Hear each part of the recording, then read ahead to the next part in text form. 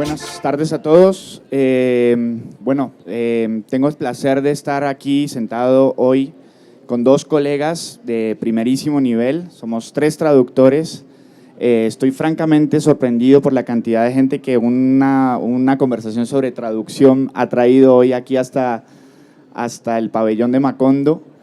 Bromeamos hace un rato con Eric Nepomuceno que los traductores éramos como los bajistas de las bandas de rock, ¿no? A nadie le interesa el bajista, pero su trabajo es sumamente importante, por supuesto. Sin bajista no habría banda de rock.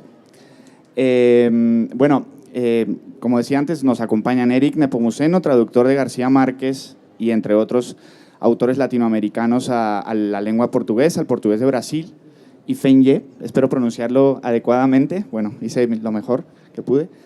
Fenye, traductor de García Márquez, de 100 años de soledad específicamente, pero también nos comentabas ahora que has traducido a Cortázar, libros de cuentos de Cortázar, Luis Cernuda, etcétera, ¿no? O sea que, normalmente no se suele prestar atención a la labor del traductor, pero en este caso creo que es bien importante que recalquemos que el traductor es la persona responsable de hacer entrar en un campo literario determinado, en el campo de una lengua, un texto clave, un texto clásico, y en este caso pues estamos ante nuestro clásico mayor, obviamente, que es García Márquez, y vamos a aprovechar esta ocasión para preguntarles a Fenye y a Eric por su experiencia enfrentándose a este texto.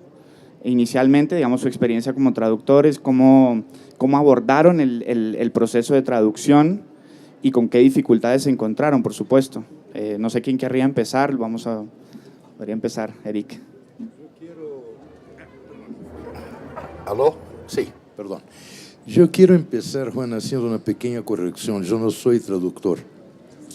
Yo soy un escritor que traduce a los amigos iba a llegar allí. Y a los libros que me inquietan de alguna manera, ¿no? La traducción para mí es una de las vertientes de mi oficio. Mi oficio es la palabra. Traducir a García Márquez es muy complicado porque él escribe muy sencillo.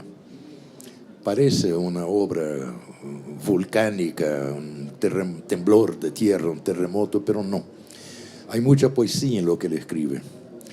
Y él tiene un vocabulario muy peculiar. Yo quiero aclararte que no cumplo absolutamente ninguna de las reglas del bien traducir.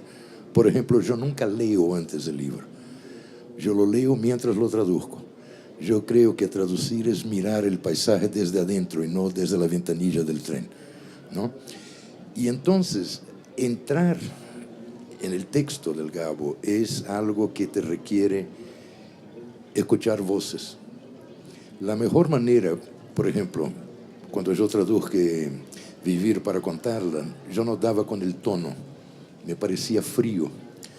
Entonces yo recordé la voz del Gabo en la mesa de la cocina de su casa contándome cosas. Y ahí la traducción fluyó. La memoria de mis putas tristes, hay, no sé cómo se dice en castellano, un cacófato, que es un sonido en la primera línea. Sí. Yo tardé, creo que unos 15 días buscando versiones de la primera línea. Quedó con el cacófato. Y así trabajo yo. No es recomendable. ¿En tu caso, Fen? Sí.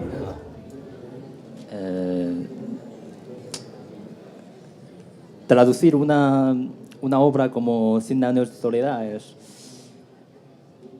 suma felicidad para un lector, pero es masoquismo total para un traductor, yo diría. Más que una vez me preguntaron, ¿no? ¿Cuál es la parte más difícil en la traducción?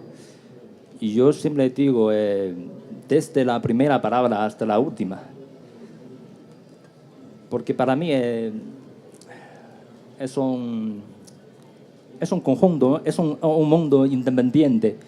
Y me parece fundamental encontrar o reencarnar ese tono de voz absolutamente imperturbable, en palabras del crítico español Claudio Guillén, que este tono con que contó toda la historia. Y bueno, dijo el propio Cabo que 100 años tenía que ser escrita así, porque así hablaba mi abuela, con la cara de palo, ¿no? Y estoy convencido de que si consiguiera encontrar este dono, ya casi tendría casi garantizado el éxito. Bueno, lo intenté. Ahora les toca a los lectores a juzgar si lo he encontrado o no. Bueno, aquí tenemos mi modesta versión de 100 años. Esta es la primera traducción al chino mandarín oficial, digamos, autorizada que se ha hecho de la novela de García Márquez. ¿Cuáles han sido las, digamos, estás familiarizado con la historia de las traducciones de García Márquez o de la obra de García Márquez al chino? Es decir, ¿por qué esta es la primera autorizada? ¿Qué había pasado antes? Digamos, para el público, digamos, que nos está viendo ahora mismo, quizás sea interesante saber cómo se producen esta serie de inserciones en una literatura o en un lugar como China de uno de nuestros clásicos latinoamericanos. Es decir, ¿cómo llega Gao allí? ¿Por qué ese interés? ¿Por qué esta nueva traducción?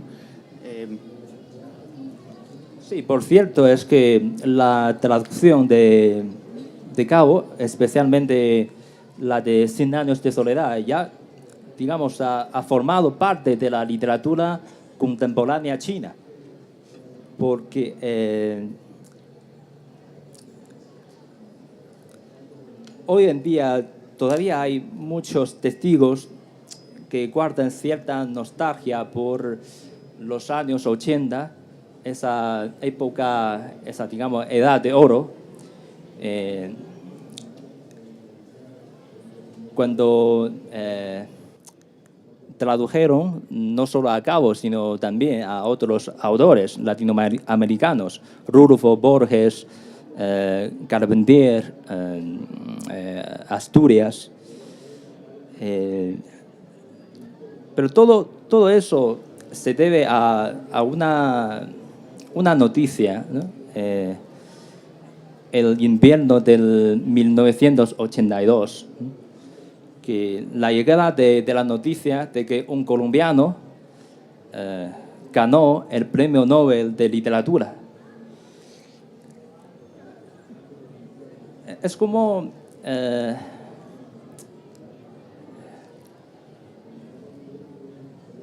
por esto, ¿cómo se dice esto?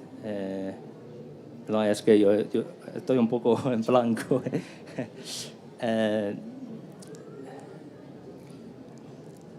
Bueno, según lo que dijo un crítico chino, esto como si un compadre del mismo pueblo hubiera convertido en millonario, porque para los chinos de entonces un escritor latinoamericano es también del tercer mundo como nosotros. Así es, y un reconocimiento universal como el Premio Nobel para nosotros es una noticia estimulante, ¿no?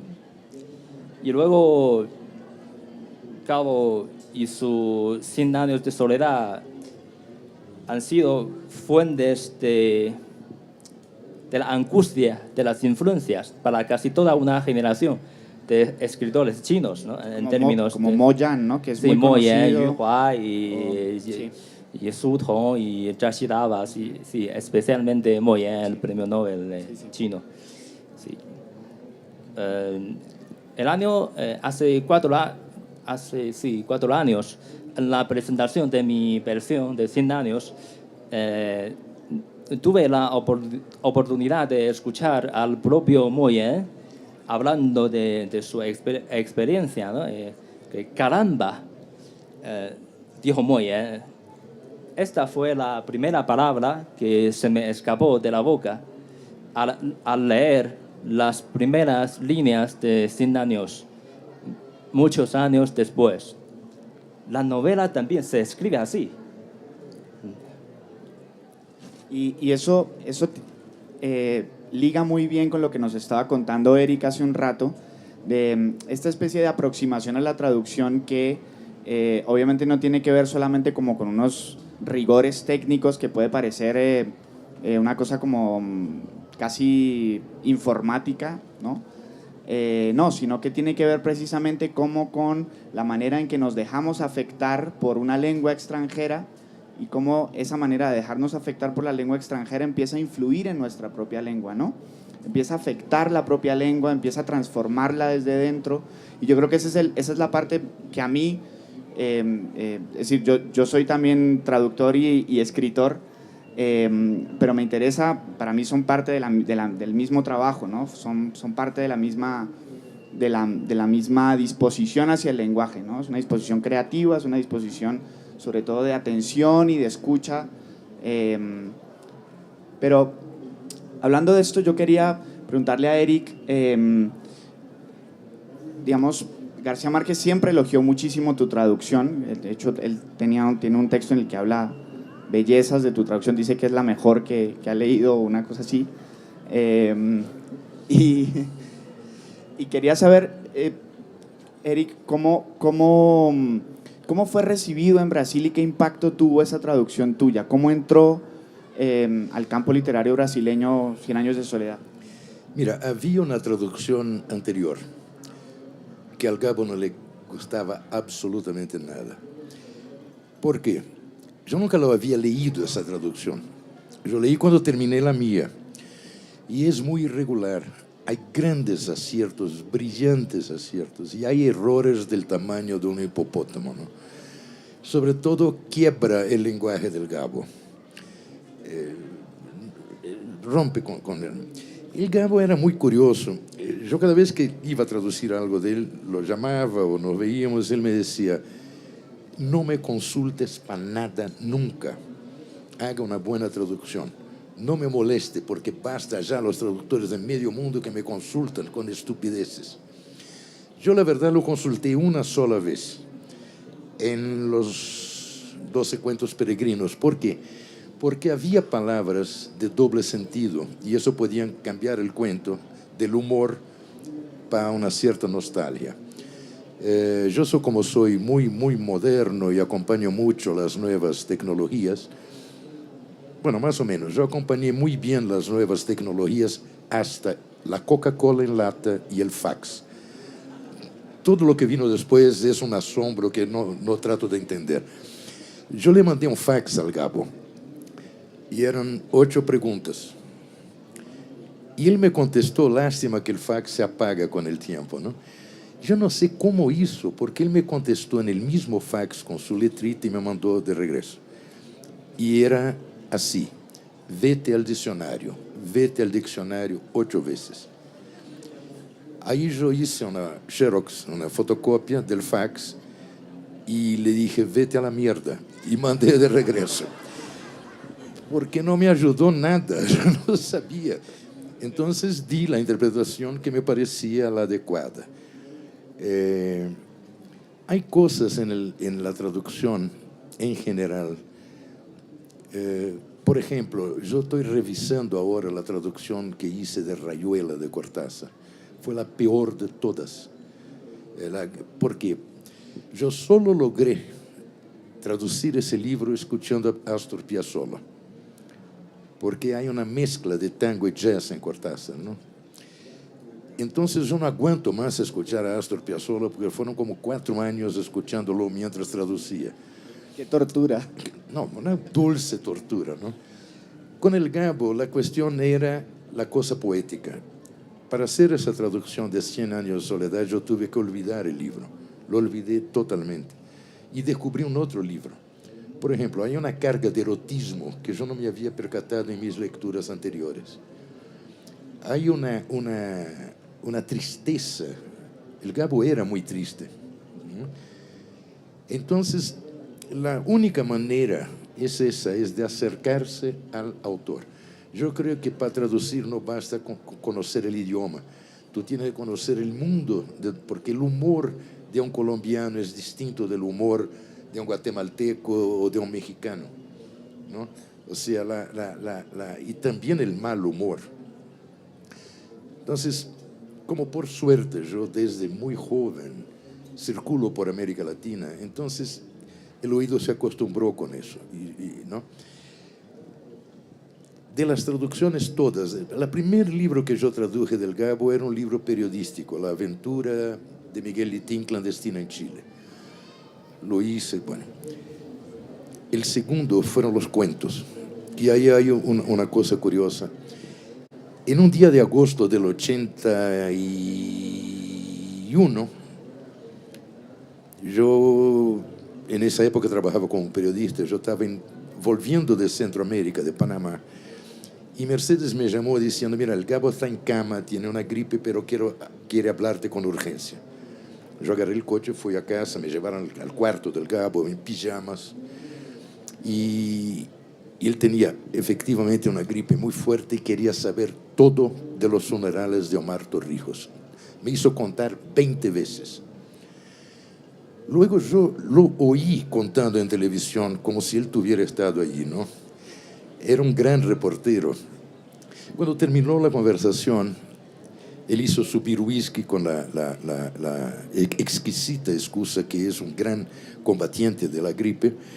Y mientras tomábamos whisky, él me tiró unos papeles y dijo, para que aprendas a escribir, lee eso. Y yo leí, y era un cuento que se llama El rastro de tu sangre en la nieve, que es de los cuentos de amor más lindos de décadas, ¿no? Él siempre me hablaba de ese libro de cuentos que tardó años en escribir.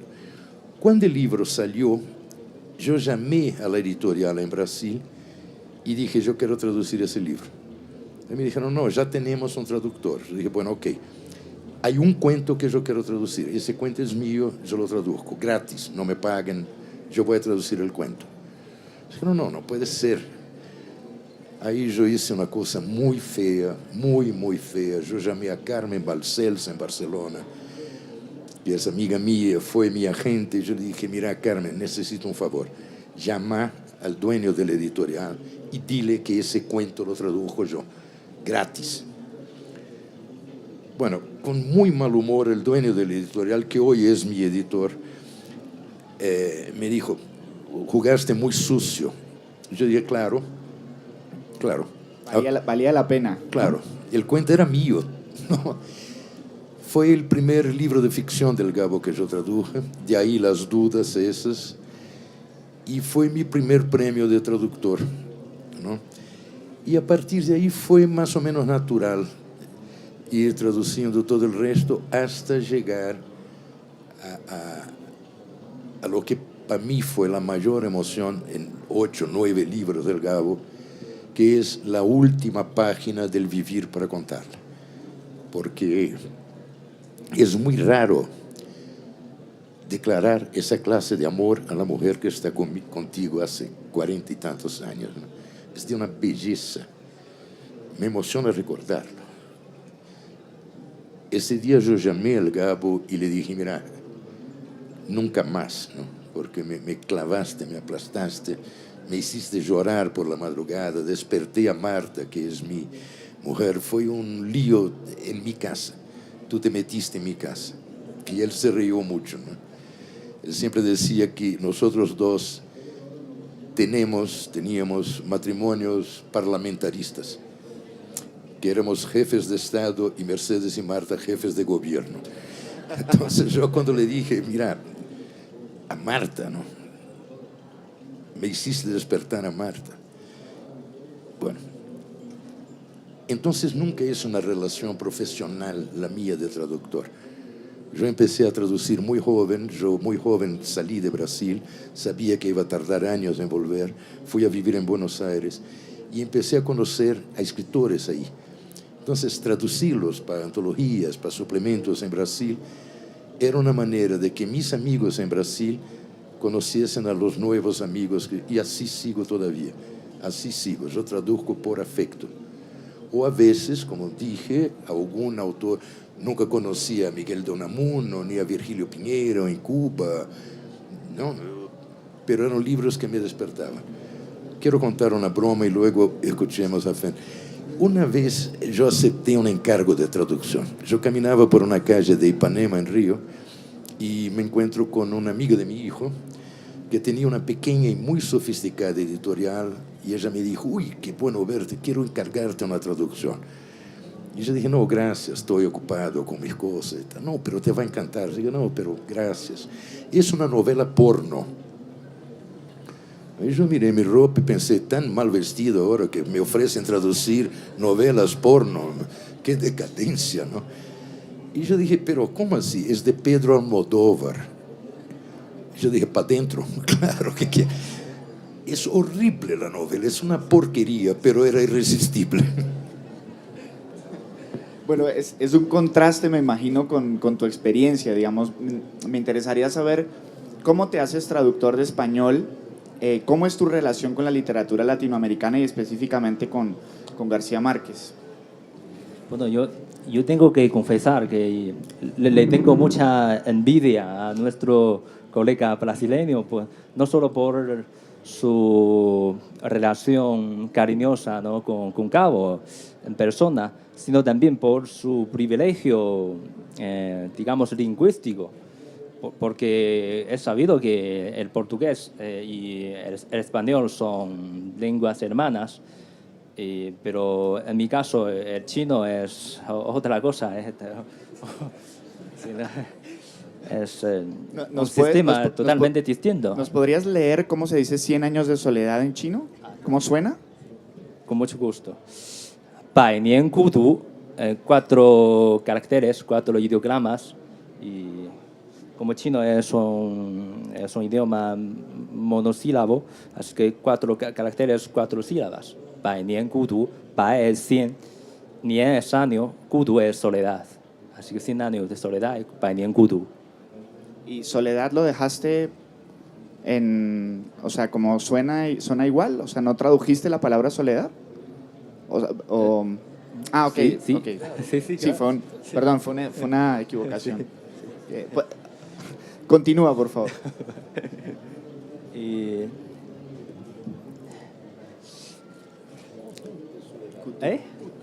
Kudu, sí, kudu.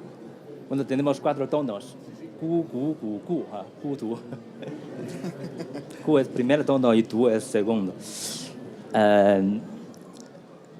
Es que hay tantas cosas son, digamos, desconocidas, ¿no?, para los lectores chinos, incluso para mí también.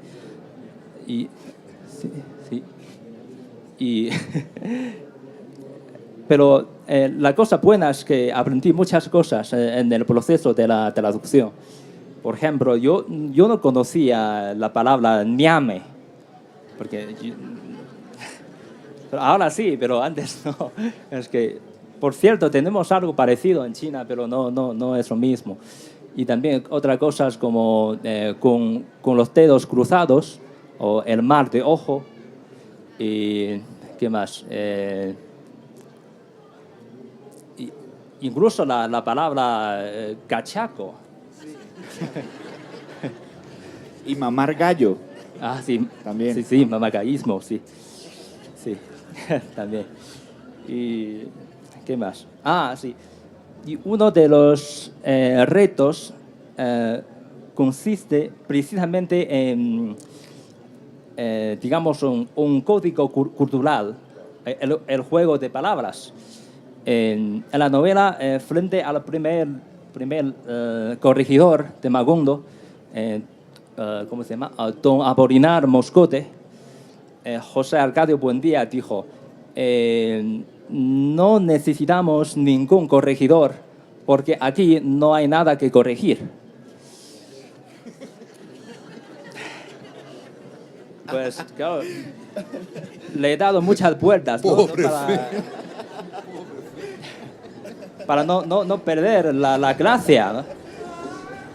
Y al final de una agotadora búsqueda entre centenares de rangos, de términos de la jerarquía feudal de la antigua China, encontré una palabra que es Li Zheng. Se trata de un término arcaico que designaba un rango, un cargo de rango bajo, jefe administrativo de un pueblo, porque Li significa aldea, pueblo, y Zheng es correcto o corregir. Así que Li Zheng, corregidor, eureka.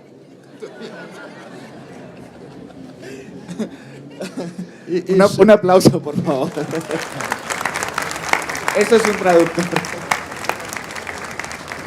Hay una cosa que tú mencionas y que es muy característico de la escrita del Gabo, que es el uso de palabras arcaicas.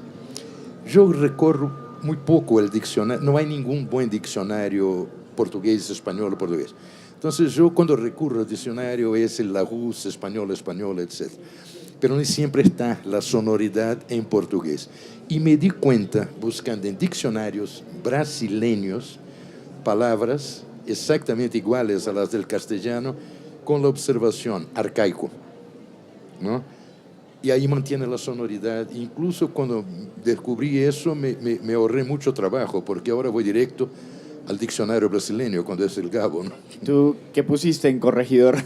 Corregidor, Corregidor. no, sí. No, es decir, hay una similitud de puestos y cargos en Brasil, ¿no? Ahora, también hay una gran dificultad, porque el idioma castellano es parecido al brasileño, y eso facilita la existencia de traducciones criminales, porque la gente cree que sabe castellano. La primera vez que yo escuché en mi vida la palabra exquisito fue un joven músico argentino que fue a comer en nuestra casa en Brasil y dijo, la comida está exquisita. Exquisito en Brasil quiere decir raro, extraño, ¿no? Y yo lo quedé mirando y decía, me parecía tan buen tipo, ¿no? O sea, entonces hay peligros muchísimos. Falsos amigos. Los falsos amigos. Falsos amigos. Pero yo quería volver al tema, digamos, de la influencia. ¿Cómo la viste tú desde tu perspectiva de traductor, la influencia de tus traducciones en el campo literario brasileño? Es decir, ¿qué impacto tuvieron? ¿Cómo se recibieron esos textos? Mira, Juan, yo tengo por costumbre no leer críticas, ¿no? Primero que prefiero la palabra de los amigos, ¿no? Si hay elogios, está bien. Y si hay críticas, yo me voy a aburrir, ¿no? De hecho, yo no sé decirte. Mira, traduje como 80 libros, ¿no? Muchos autores llegaron a Brasil por mí. Galeano, por ejemplo, fue el primero que yo traduje en mi vida, ¿no? Nadie sabía quién era en Brasil. Traduje los cuentos, yo traduje todos los libros de él, excepto Las venas abiertas de América Latina. Todos los demás yo traduje. Era el único autor a quien yo consultaba, por dos motivos. Él conocía perfectamente bien el portugués. Le encantaba, al contrario del Gabo, negociar conmigo cada palabra. Cuando el mundo era civilizado, nos reuníamos en cafés donde se podía fumar, mirar a las chicas, etc. Luego, con esa cuestión de internet, la discusión perdió la gracia, pero hasta el final, negociando cada palabra. Entonces, él conocía muy bien portugués. Segundo, él era mi hermano mayor. Yo le tenía pánico, ¿no? Él me regañaba todo el tiempo. Todo lo que yo escribía le mandaba antes de mandar al editor. Con los demás, no. Es muy complicado para mí decir qué impacto, porque sería mucha pretensión. Pregúntale a mi mamá, que te dirá que soy un genio de la raza humana, y está bien. Y en el caso tuyo, en caso chino, ¿cómo se recibió el libro? Digamos, sé que es reciente además, pero... Este libro, mi modesta versión, en mi país se ha vendido más de 3 millones de ejemplares. Lo que pasa es que me pagaron de una vez, así que ya no tienen...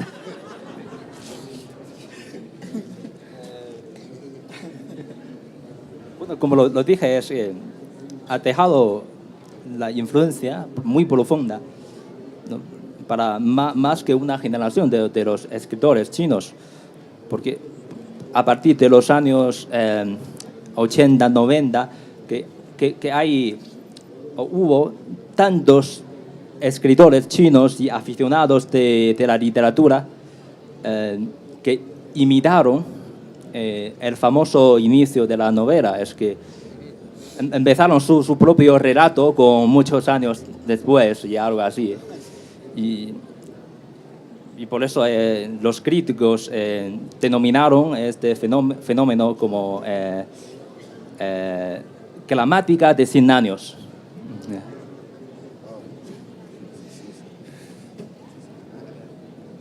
Bueno, nos va quedando poco tiempo. Hago una ronda más de preguntas y luego damos un poco de...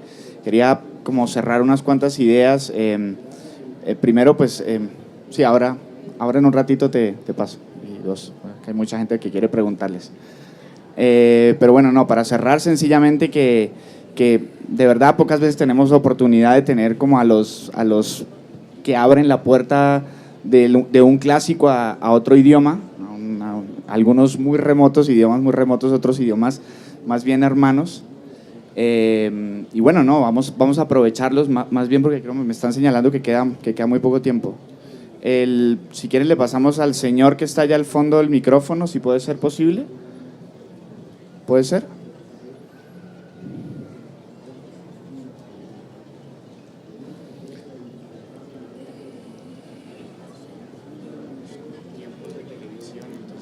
Sí, la pregunta es para Eric. Soy un profundo conocedor de la literatura de su paisano Rubén Fonseca. Hay una novela de un personaje que es Guedes en Busto y Spallanzani, que aplica un diccionario que se llama Aurelio. Todo esto para preguntarle si usted acudió al diccionario Aurelio para la traducción de García Márquez. Exactamente. Gracias. El señor allí.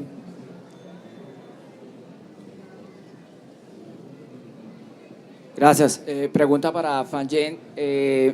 3 palabras del libro de 100 años de soledad para que las menciones en mandarín, por favor. Acordeón. Shoufengqian. Papiros de Melquíades. Pues qué angustia. Con temor y Es temblor. como televisión, ¿no? Es como tienes... Estamos en televisión, ¿no? Papiros de Melquíades en mandarín. Para que aprendamos todos. Sí. Es que, perdón. Papiros de Melquíades. Papi. O pergaminos de Melquíades. Yang Pi Juan. O Meyer Jia De Si de Yang Pi Juan. Porque el nombre se traduce fonéticamente. Melquíades, Meyer Jia De Si. Okay. Pergamino, Yang Pi Juan. Ok, y la última. Casa Buen Día. Casa Buen Día. Puede ser Buen Día Jia o Buen Día Jia Zu. Buen Día también se traduce fonéticamente. Ok, gracias. A ti. Queda una pregunta y cerramos. Bueno, buenas tardes. Mi pregunta pues va dirigida a ambos y es precisamente un punto que se compara siempre la obra de Gabriel García Márquez de 100 años de soledad con Colombia, con el comportamiento del colombiano. Entonces, por ejemplo, ustedes dos como escritores o como extranjeros, que no sé cuánto de pronto han vivido en Colombia, de pronto tú que eres de Brasil, de pronto has tenido la oportunidad de compartir en Colombia y que has hablado con Gabriel García Márquez, con Gabo, me gustaría que me dijeras qué tan cierto es o qué te parece Colombia y Macondo, qué diferencia ves ahí. A ambos le va la pregunta. Mira, yo creo que la pregunta contiene un equívoco. Macondo no se parece a Colombia. Macondo es América Latina. Macondo soy yo. eres tú, Macondo somos nosotros todos. Entonces, Macondo es Bahía, Macondo es Río de Janeiro, Macondo es la casa de mi abuela materna. Entonces, sería restringir una comparación. Sí, totalmente de acuerdo. Macondo también podría existir, no sé, en China, incluso. Sí, prueba de ello es que hay, como nos contaba Fanye, hay como muchísimos autores chinos influidos por García Márquez, pero también en la India, en lugares absolutamente remotos de todo el globo, muy influidos por la obra de García Márquez, ¿no? Y porque han encontrado como un espacio muy similar de representación. O sea que vamos a hacer la última pregunta y cerramos la cosa. ¿Tú? Y ya. Buenas noches, nosotros somos delegados de Aracataca. ¡Epa! ¡Aplauso! En nuestra costa caribe somos muy dados a utilizar la jeringonza. Por lo menos, para decir mercado, decimos chimer chicachidó. ¿Cómo hizo usted para el paso ese donde está, el pasaje ese donde está la jeringonza, que es intraducible por parte de nosotros mismos, que tuvimos que sacar las palabritas del chi, do, para poder tratar de hacer la traducción correcta en nuestro idioma natural? Ahora, yo me pregunto, en mandarín, ¿cómo hizo usted para traducir ese pasaje de la jeringonza nativa del Caribe colombiano? En la obra de Gabo, 100 años de soledad. Hago lo que pueda. Por cierto, es que la traducción lo hice en el año 2010 y mi visita a Aracataca fue el año pasado. Sí, también abril, en vacaciones de Semana Santa, ¿no? Y también me preguntaron, ¿no?, que si ahora voy a volver a hacer la traducción, ¿qué sucedería, ¿no? Pero yo digo que sería algo distinto, pero no necesariamente mejor.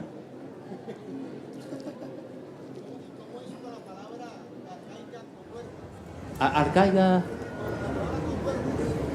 Con duerma. con duerma. No. No sé. No sé. Es Discúlpeme, es que Es difícil acordarse cómo tradujo uno todas las palabras de un libro, pero yo creo que ha hecho un esfuerzo brutal, nos ha contado. Bueno, pues gracias a todos. Queda una por aquí, una allí. Hay muchas preguntas. Ya los organizadores me cortarán porque ya no sé, me dirán cuándo. Bueno, ¿El señor o ya no hay preguntas más? Si es que no... Sí. ¿Va a cerrar la transmisión? Ok. bueno, Una gran diferencia entre los dos es que García Márquez pudo leer y apreciar la traducción al portugués. Obviamente no pudo leer la traducción al mandarín. perdón, el Gabo no leía portugués. Pero usted dijo que le había gustado mucho. No, Juan dijo. Él habló, ok. alguna vez habló... Yo no. Pero de todas maneras, no sé si la leyó o no, pero pudo tener alguna aproximación a la traducción. Es que yo le pagaba para eso. Ok, entonces vía pago él tuvo esa aproximación. Aunque el traductor chino le hubiera pagado, no hubiera sido posible. Entonces yo quería saber qué eco tuvo Gabriel García Márquez de la traducción al chino, por críticos, por amigos, por algún lector que le hubiera podido dar alguna opinión sobre su traducción. ojalá pero que yo sepa, nada. Bueno, lo que sé es que ha cobrado bastante por la autorización de la versión china. Eso. Bueno, o mejor dicho, la agencia, ¿no?, de Carmen Barcel, el más grande.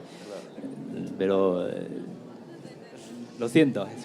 Yo quisiera, para encerrar, contar una anécdota del Gabo. Cuando yo terminé la traducción de Vivir para contarla, lo llamé y tal, y bromeábamos siempre. Y pasó algo. El corrector de la editorial, hay un momento en que el Gabo dice que la primera vez que él vio el mar estaba cubierto de gallinas muertas. Y el corrector, que son terribles, descubrió que hay en el Caribe un pez que se llama gallina. Y entonces él creyó que por esos fenómenos de algas había una mortandad de peces. Y yo insistía hasta el final. Y dije, mira, es responsabilidad mía. Eran gallinas. Ahí cuando le conté eso al Gabo, le dije, ahora confírmame si era la gallina, la esposa del gallo, la mamá del pollo, ¿no?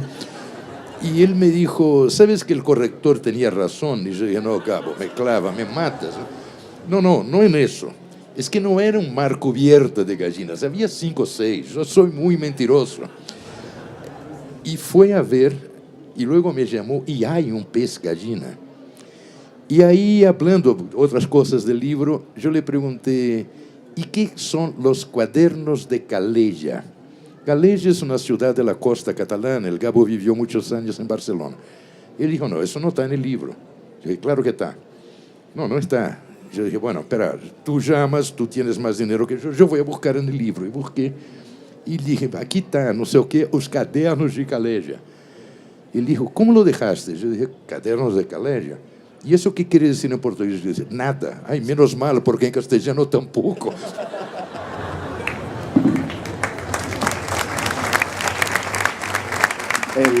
Allá arriba, por favor, el micrófono para una pregunta.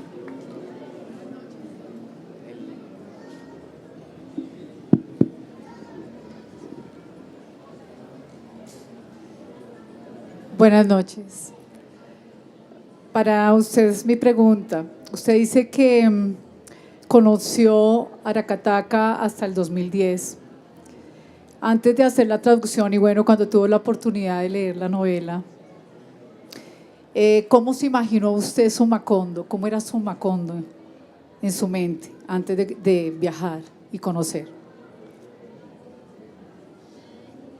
Obviamente la novela es descriptiva, pero yo pienso que uno se hace una imagen mental, bueno, incluso el que está muy lejos de estas tierras. Entonces, ¿cómo era? ¿Cómo se lo imaginaba usted antes del 2010? Pobre Fel, lo estamos matando todos con las preguntas. Bueno, es que para mí más bien Macondo es una fábula. Es un lugar que no existe en ninguna parte del mundo. O sea, puede existir en cualquier parte del mundo. Porque muchos lectores chinos me comentaron que al leer esta novela, lo que encontraron no es nada exótico, sino algo familiar. Porque hay tantas cosas como la gran familia grande, o bueno, incluso las cosas malas, guerra civil, invasión extranjera, todo eso, digamos, otra versión de la historia contemporánea china. Por eso digo, bueno, he recorrido un largo camino para llegar a este pabellón de Macondo, 30 horas en camino, pero en realidad estamos lejos, pero en realidad no tan lejos como se imagina, porque tenemos la literatura que nos acerca.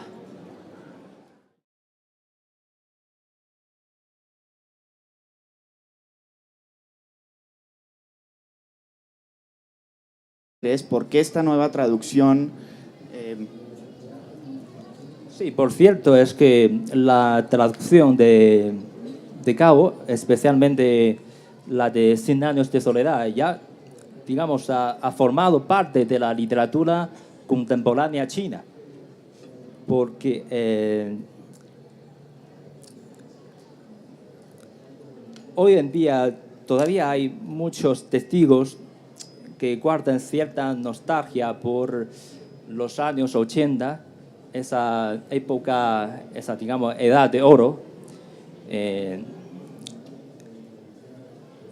cuando tradujeron no solo a Cabo, sino también a otros autores latinoamericanos, Rulfo Borges, Carpentier, Asturias. Pero todo eso se debe a una noticia, ¿no? El invierno del 1982, que la llegada de la noticia de que un colombiano ganó el Premio Nobel de Literatura. Es como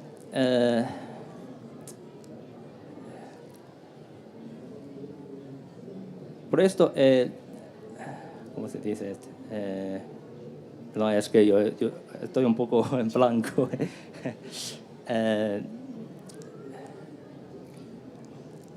Bueno, según ese tono de voz, absolutamente imperturbable, en palabras del crítico español Claudio Guillén, que este tono con que contó toda la historia. Y bueno, dijo el propio Cabo que 100 años tenía que ser escrita así, porque así hablaba mi abuela, con la cara de palo, ¿no?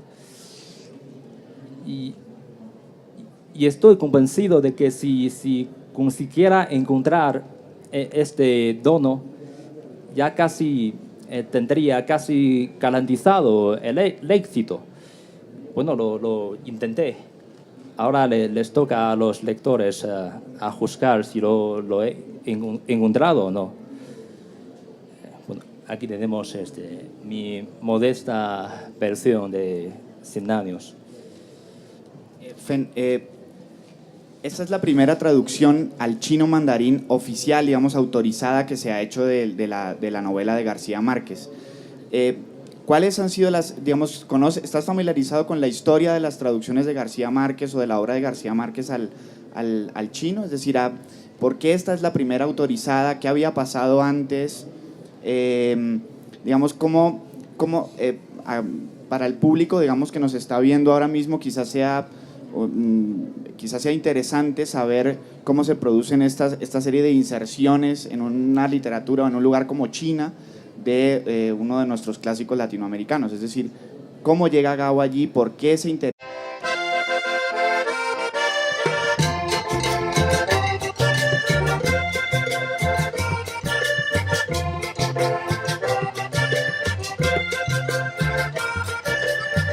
Buenas tardes a todos. Tengo el placer de estar aquí sentado hoy con dos colegas de primerísimo nivel. Somos 3 traductores. Estoy francamente sorprendido por la cantidad de gente que una conversación sobre traducción ha traído hoy aquí hasta el pabellón de Macondo. Bromeamos hace un rato con Eric Nepomuceno que los traductores éramos como los bajistas de las bandas de rock, ¿no? A nadie le interesa el bajista, pero su trabajo es sumamente importante, por supuesto. Sin bajista no habría banda de rock. Como decía antes, nos acompañan Eric Nepomuceno, traductor de García Márquez y entre otros autores latinoamericanos a la lengua portuguesa, al portugués de Brasil, y Feng Ye, espero pronunciarlo adecuadamente, bueno, hice lo mejor que pude. Feng Ye, traductor de García Márquez, de 100 años de soledad específicamente, pero también nos comentabas ahora que has traducido a Cortázar, libros de cuentos de Cortázar, Luis Cernuda, etcétera, ¿no? O sea que, normalmente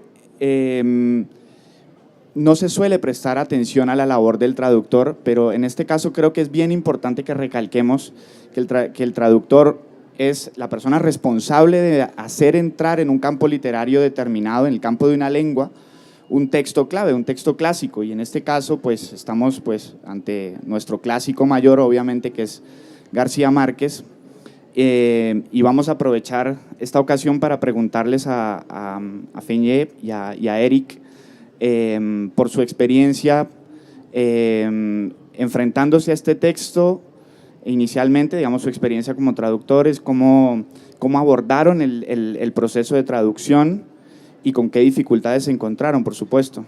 No sé quién querría empezar, podría empezar, Eric. ¿Aló? Sí, perdón. Yo quiero empezar, Juan, haciendo una pequeña corrección. Yo no soy traductor. Yo soy un escritor que traduce a los amigos Iba a llegar allí. y a los libros que me inquietan de alguna manera, ¿no?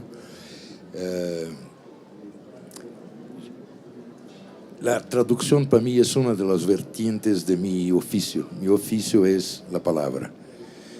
Traducir a García Márquez es muy complicado porque él escribe muy sencillo. Parece una obra volcánica, un temblor de tierra, un terremoto, pero no. Hay mucha poesía en lo que él escribe. Y él tiene un vocabulario muy peculiar. Yo quiero aclararte que no cumplo absolutamente ninguna de las reglas del bien traducir. Por ejemplo, yo nunca leo antes el libro. Yo lo leo mientras lo traduzco. Yo creo que traducir es mirar el paisaje desde adentro y no desde la ventanilla del tren, ¿no? Y entonces, entrar en el texto del Gabo es algo que te requiere escuchar voces. La mejor manera, por ejemplo, cuando yo traduje Vivir para contarla, yo no daba con el tono, me parecía frío. Entonces yo recordé la voz del Gabo en la mesa de la cocina de su casa contándome cosas. Y ahí la traducción fluyó. La memoria de mis putas tristes, hay, no sé cómo se dice en castellano, un cacófato, que es un sonido en la primera línea. Yo tardé, creo que unos 15 días buscando versiones de la primera línea. Quedó con el cacófato. Y así trabajo yo. No es recomendable. ¿En tu caso, Fen? Sí.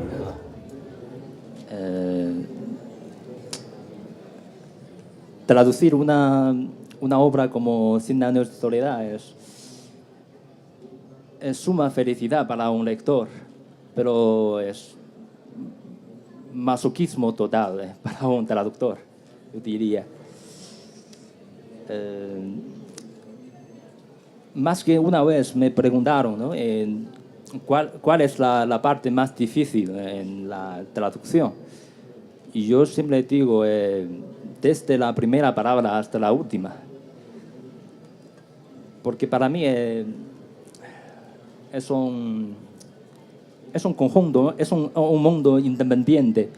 Y me parece fundamental encontrar o reencarnar